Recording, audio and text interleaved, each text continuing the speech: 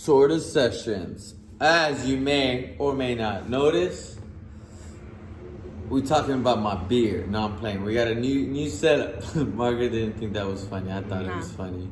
You don't like my beard? Flo likes my beard. It's whatever you want, but it wasn't a funny joke. No, we got different scenery. We're on the couch today. We got the whole gym. No one's working out, so I figured we can go here. Margaret and I we happen to have a lot of good conversations off camera, so I try to bring them on camera more often. And this was a cool one. Today we're going to talk about how maybe you should go about thinking in a workplace, but really anywhere, because wherever you walk, wherever you show up, that is your brand. True. Right? Like if you think about, hey, I have this idea, I want to partner with someone because of maybe your actions, I may or may not choose you. And I view that as like, even growing up playing sports, yeah, I'm going to choose that guy or that girl because I know their work ethic and how they put out, over maybe someone who's talented but only shows up half the time. So I first start off in thinking that you yourself are your brand, and that is being judged at all times. It is. You're being judged at all times, so you can only afford to be dope all the time. That's true. How have you viewed it at work? Hi, Bella. Bella's here. Maybe she's not. I don't know. Margaret, how have you programmed your mindset and how you show up to a work environment, or I guess anywhere? I think anywhere for me is like you show up like being the person who's the most valuable. So, but in order to be the most valuable, you need to... Yeah, how do you get there? You need to do stuff that, like, from the simplest things to the most complex things, and be willing to learn. I feel like that's where I come in it. Like, I'm like, you need this? All right, let me help you here.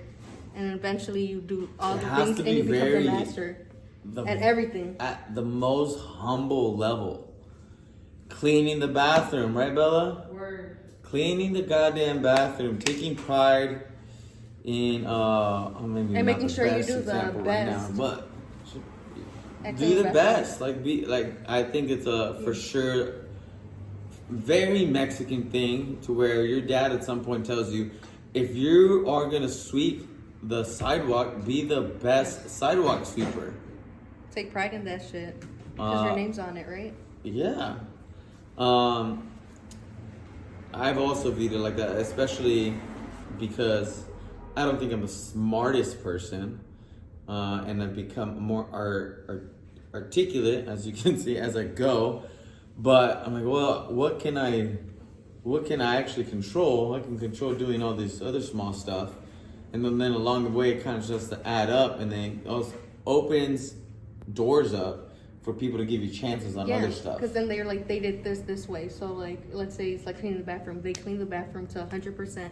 So let me have them do this one other task, and see what happens. And then it becomes not about they believe that you're gonna be able to learn to do the next thing, even if you don't know how to do it, right? Yeah. And there's this other thing that happens that people want to get paid more, so they do more, and I viewed it the other way. I'm gonna get paid what I'm worth, and that's gonna be based on my actions. Why would you expect, even all of us in this room, even with a college degree, why would you expect to get paid that? You haven't done shit yet. Like, you passed school. Congrats. Basic ass shit. What can you do besides that on a technical, real life basis, on an everyday basis, when it gets hard, when you're tired? Yeah, because at the end of the day, theory's not going to come through in some everyday life situation, right? There's also this, seen this a lot of, where you got to realize when you're working for someone, that person put themselves at risk, and their whole livelihood is based on this business. We live in America, so like that, someone took a risk at some point. Yeah, to put their hand and be like, why would they give you their money? They're giving you their money. You need to make it worth it for them to give you their money. They're literally taking money out of their pocket as a trade for your service. For your service. And you expect to get this some type of pay or some type of reward or compensation based on things that you haven't done yet. Yeah.